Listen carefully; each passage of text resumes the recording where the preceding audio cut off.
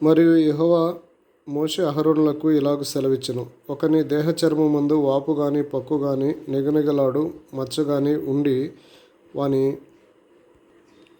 దేహ చర్మమందు కుష్టు పొడవంటిది కనపడిన ఎడల యాజకుడైన అహరోను వద్దకైనను యాజకులైన అతని కుమారులో ఒకని యొద్దకైనను వారిని తీసుకుని రావలెను. ఆ యాజకుడు వాని దేహ చర్మమందున్న ఆ పొడను చూడగా ఆ పొడయందలి వెంట్రుకలు తెల్లబారిన ఎడల ఆ పొడ అతని దేహ చర్మము కంటే పల్లముగా కనపడిన ఎడల అది కుష్టు పొడ.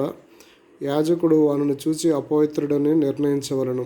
నిగనిగలాడు మచ్చ చర్మముల కంటే పల్లము కాక వాని దేహ చర్మమందు తెల్లగా కనపడిన ఎడల దాని వెంట్రుకలు తెల్లబారుకున్న ఎడల ఆ యాజకుడు 7 దినములు పొడగల వానిని కడగా ఉంచవలెను. 7వ నాడు యాజకుడు వానిని చూడవలెను. ఆ పొడ చర్మమందు వ్యాపింపక అట్లే ఉండిన ఎడల యాజకుడు మరి 7 దినములు వాని కడగా ఉంచవలెను. 7వ నాడు యాజకుడు రెండవసారి వానిని చూడవలెను. అప్పుడు ఆ పొడ చర్మమందు వ్యాపింపక అదే తీరున ఉండిన ఎడల యాజకుడు వానిని పవిత్రుడని నిర్ణయించవలెను. అది పక్కే, వాడు తన బట్టలు ఉదుకుని పవిత్రుడగును. అయితే వాడు తన శుద్ధి విషయము యాజకునికి కనపడిన తరువాత ఆ పక్కు చర్మమందు విస్తారముగా వ్యాపించిన ఎడల వాడు రెండవసారి యాజకునికి కనపడవలెను. అప్పుడు ఆ పక్కు చర్మమందు వ్యాపించిన ఎడల యాజకుడు వాడు అపవిత్రుడని నిర్ణయించవలెను. కుష్టుపొడ ఒకనికి కలిగిన ఎడల యాజకుని యొద్దకు వారిని తీసుకుని రావలెను. యాజకుడు వారిని చూడగా తెల్లని వాపు చర్మమందు కనపడిన ఎడల అది వెంట్రుకలను తెల్లబారిన ఎడల వాపులో పచ్చి మాంసము కనబడిన ఎడల అది వాని దేహ చర్మమందు పాతదైన కుష్ఠము గనుక యాజకుడు వాడు అపవిత్రుడని నిర్ణయించవలెను. వారిని కడగా ఉంచకూడదు. వాడు అపవిత్రుడు. కుష్ఠము చర్మమందు విస్తారముగా పుట్టినప్పుడు యాజకుడు చూచినంత వరకు ఆ పొడగల వాని తల మొదలుకొని పాదముల వరకు కుష్ఠము వాని చర్మమంతయు వ్యాపించి ఉండిన ఎడల యాజకుడు వానిని చూడవలెను. ఆ కుష్ఠము వాని దేహమంతటయు వ్యాపించిన ఎడల ఆ పొడగల వాడు పవిత్రుడని నిర్ణయించవలెను. వాని ఒళ్ళంతయు తెల్లబారెను, వాడు పవిత్రుడు. అయితే వాని యొంట పచ్చి మాంసము కనపడి దినమున వాడు అపవిత్రుడు. యాజకుడు ఆ పచ్చి మాంసమును చూచి వాడు అపవిత్రుడని నిర్ణయించవలెను. ఆ పచ్చి మాంసము అపవిత్రమే, అది కుష్ఠము. అయితే ఆ పచ్చి మాంసము ఆరి తెల్లబారిన ఎడల వాడు యాజకుని యొద్దకు రావలెను.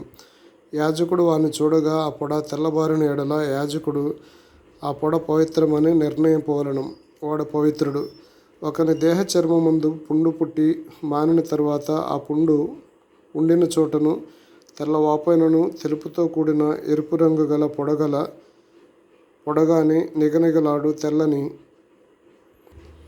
పొడగాని పుట్టిన ఎడల యాజకునికి దానిని కనపరచవలెను. యాజకుడు దాన్ని చూచినప్పుడు అతని చూపునకు అది చర్మం కంటే పల్లముగా కనపడిన ఎడల దాని వెంట్రుకలు తెల్లబారి ఉండిన ఎడల యాజకుడు వాడు అపవిత్రుడని నిర్ణయింపవలెను. అది ఆ పుంటి వలన పుట్టిన కుష్టుపొడ. యాజకుడు దానిని చూచినప్పుడు దానిలో తెల్లని వెంట్రుకలు లేకపోయిన ఎడల అది చర్మము కంటే పల్లము కాక కొంచెము నయముగా కనపడిన ఎడల యాజకుడు 7 దినములు వాని ప్రత్యేకముగా ఉంచవలెను. అది చర్మమందు విస్తారముగా వ్యాపించిన ఎడల యాజకుడు వాడు అపవిత్రుడని నిర్ణయింపవలెను. అది కుష్టుపొడ. నిగనిగలాడు పొడ వ్యాపింపక అట్లే ఉండిన ఎడల అది దద్దురు. యాజకుడు వాడు పవిత్రుడని నిర్ణయింపవలెను. దద్దురు కలిగిన దేహ చర్మమందు ఆ వాత ఎర్రగాని తెల్లగాని నిగనిగలాడు తెల్లని మచ్చగాని ఉండిన ఎడల యాజకుడు దానిని చూడవలెను. నిగనిగలాడు ఆ మచ్చలో వెంట్రుకలు తెల్లబారిన ఎడల అది చర్మం కంటే పల్లముగా కనపడిన ఎడల అది ఆ వాత వలన పుట్టిన కుష్టుపొడ. యాజకుడు వాడు అపవిత్రుడని నిర్ణయింపవలెను. అది కుష్ఠము. యాజకుడు దాన్ని చూచినప్పుడు అది నిగనిగలాడు మచ్చలో తెల్లని వెంట్రుకలు లేకయే గాని చర్మము కంటే పల్లముగా ఉండకయే గాని కొంత నయముగా కనపడిన ఎడల యాజకుడు 7 దినములు వాన్ని కడగా ఉంచవలెను. 7వ నాడు యాజకుడు వాన్ని చూచినప్పుడు అది చర్మమందు విస్తారముగా వ్యాపించిన ఎడల వాడు అపవిత్రుడని నిర్ణయింపవలెను. అది కుష్ఠమే. అయితే నిగనిగలాడు మచ్చ చర్మమందు వ్యాపింపక ఆ చోటనే ఉండి కొంచెము నయముగా కనపడిన ఎడల అది వాతపు వాపే, వాడు పవిత్రుడని యాజకుడు నిర్ణయింపవలెను. అది వాతపు మంటయే. పురుషునికైనను స్త్రీకైనను తలయందే గాని గడ్డమందే గాని పొడ పుట్టిన ఎడల యాజకుడు ఆ పొడను చూడగా అది చర్మము కంటే పల్లముగాను సన్నమైన పసుపు పచ్చ వెంట్రుకలు కలదిగాను కనపడిన ఎడల వాడు అపవిత్రుడని యాజకుడు నిర్ణయింపవలెను. అది బొబ్బ, తల మీదనేమి గడ్డం మీదనేమి కానీ పుట్టిన కుష్ఠము. యాజకుడు ఆ బొబ్బైన పొడను చూచినప్పుడు అది చర్మము కంటే పల్లము కాని ఎడల, దానిలో నల్ల వెంట్రుకలు లేని ఎడల, యాజకుడు ఆ బొబ్బైన పొడగల వానిని 7 దినములు ప్రత్యేకముగా ఉంచవలను. 7వ నాడు యాజకుడు ఆ పొడను చూడవలను. ఆ బొబ్బ వ్యాపింపక ఉండిన ఎడల, దానిలో పసుపు పచ్చ వెంట్రుకలు లేని ఎడల, చర్మము కంటే పల్లము కాని ఎడల వాడు క్షవరము చేసుకొనవలెను గాని ఆ బొబ్బ క్షవరము చేయకూడదు. యాజకుడు బొబ్బగల వానిని మరి 7 దినములు ప్రత్యేకముగా ఉంచవలను. 7వ నాడు యాజకుడు ఆ బొబ్బను చూడగా అది చర్మమందు బొబ్బ వ్యాపింపక చర్మము కంటే పల్లము కాక ఉండిన ఎడల యాజకుడు వాడు పవిత్రుడని నిర్ణయింపవలను. వాడు తన బట్టలు ఉదుకుకొని పవిత్రుడగును. వాడు పవిత్రుడని నిర్ణయించిన తర్వాత బొబ్బ విస్తారముగా వ్యాపించిన ఎడల యాజకుడు వారిని చూడవలను. అప్పుడు ఆ మాద వ్యాపించిన ఎడల యాజకుడు పసుపు పచ్చ వెంట్రుకలను వెదకనక్కర్లేదు, వాడు అపవిత్రుడు. అయితే నిలిచిన మాదలో నల్ల వెంట్రుకలు పుట్టిన ఎడల ఆ మాద బాగుపడెను, వాడు పవిత్రుడు. యాజకుడు వాడు పవిత్రుడని నిర్ణయింపవలను. మరియు పురుషుని దేహ చర్మమందే కానీ స్త్రీ దేహ చర్మమందే కానీ నిగనిగలాడు మచ్చలు అనగా నిగనిగలాడు తెల్లని మచ్చలు పుట్టిన ఎడల యాజకుడు వానిని చూడవలను. వాని దేహ చర్మమందు నిగనిగలాడు మచ్చలు వాడి ఉండిన ఎడల అది చర్మమందు పుట్టిన ఒక పొక్కు, వాడు పవిత్రుడు.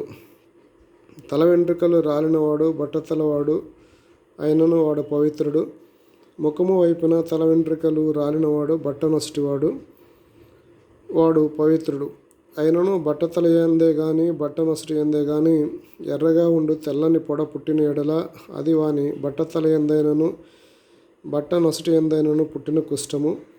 యాజకుడు వారిని చూడవలను. కుష్ఠము దేహ చర్మమందు కనపడినట్లు ఆ పొడ వాపు చూపునకు వాని బట్ట తల యందైనను వాని బట్ట నొసటి యందైనను ఎర్రగా ఉండు తెల్లని పొడయైన ఎడల వాడు కుష్ఠి రోగి, వాడు అపవిత్రుడు. యాజకుడు వాడు బొత్తిగా అపవిత్రుడని నిర్ణయింపవలను.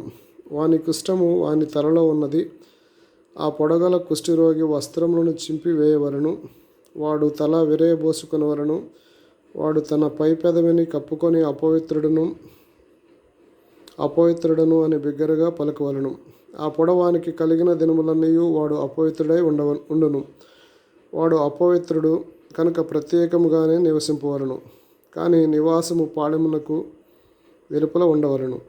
మరియు కుష్టు పొడ వస్త్రమందు కనపడినప్పుడు అది గొర్రె వెంట్రుకల బట్ట యందే గాని నారబట్ట యందే గాని నారతో గాని వెంట్రుకలతో గాని ఏసిన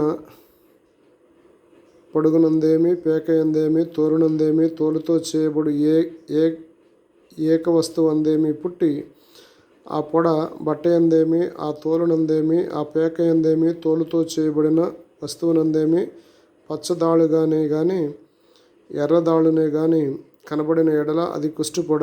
యాజకుడు దాన్ని కనపరచవలను. యాజకుడు ఆ పొడను చూచి పొడగల వాటిని 7 దినములు ప్రత్యేకముగా ఉంచవలను. 7వ నాడు అతడు పొడను చూడవలను. అప్పుడు ఆ వస్త్రముందు అనగా పొడుగునందే గాని పేక యందైనా గాని తోలు యందే గాని తోలుతో చేసిన వస్తువు అందే గాని ఆ పొడ వ్యాపించిన ఎడల అది కొరుకుడు కుష్ఠము, అది అపవిత్రము. కావున అతడు ఆ పొడ దేనిలో ఉన్నదో ఆ వస్త్రము నారతోనేమి వెంట్రుకలతోనేమి చేసిన పొడుగును పేకను తోలుతో చేసిన ప్రతి వస్తువును అగ్నితో కాల్చివేయవలను. అది కొరుకుడు కుష్ఠము. అగ్నితో దానిని కాల్చివేయవలను. అయితే యాజకుడు చూచినప్పుడు ఆ పొడ వస్త్రమందు అనగా పొడుగునందేమి పేక యందేమి తోలుతో చేసిన మరి దేని యందేమి వ్యాపింపకపోయిన ఎడల యాజకుడు ఆ పొడగల దానిని ఉదక ఆజ్ఞాపించి మరి 7 దినములు దానిని విడిగా ఉంచవలను. ఆ పొడగల దానిని ఉదికినది తర్వాత యాజకుడు దానిని చూడవలను. ఆ పొడ మారకపోయినను వ్యాపింపకపోయినను అది అపవిత్రము. అగ్నితో దానిని కాల్చివేయవలను. అది లోవైపున గాని పైవైపున గాని పుట్టినను కొరుకుడు కుష్టముగా ఉండును. యాజకుడు దానిని చూచినప్పుడు వస్త్రము ఉదికిన తరువాత ఆ పొడ వాడి ఉండిన ఎడల అది ఆ వస్త్రంలో ఉండినను, తోలులో ఉండినను, పడుగులో ఉండినను, పేకలో ఉండినను యాజకుడు వాటిని చింపివేయవలను. అటు తరువాత అది వస్త్రమందే గాని, పడుగునందే గాని, పేకయందే గాని, తోలుతో చేసిన దేని అందే గాని కనపడిన ఎడల అది కొరుకుడు కుష్టము. ఆ పొడ దేనిలో ఉన్నదో దానిని అగ్నితో కాల్చివేయవలను. ఏ వస్త్రమునే గాని, పడుగునే గాని, పేకనే గాని, తోలుతో చేసిన దేనినే గాని ఉదికిన తర్వాత ఆ పొడ వదిలిన ఎడల రెండవ మారు దానిని ఉదకవలను. అప్పుడు అది పవిత్రమగును. బొచ్చుబట్ట ఎందే గాని, నారబట్ట ఎందే గాని, పడుగునందే గాని, పేక ఎందే గాని, తోలు వస్తువుల ఎందే గాని ఉండు కుష్టు పొడను గూర్చి అది పవిత్రమని అపవిత్రమని నీవు నిర్ణయింపవలసిన విధి ఇదే.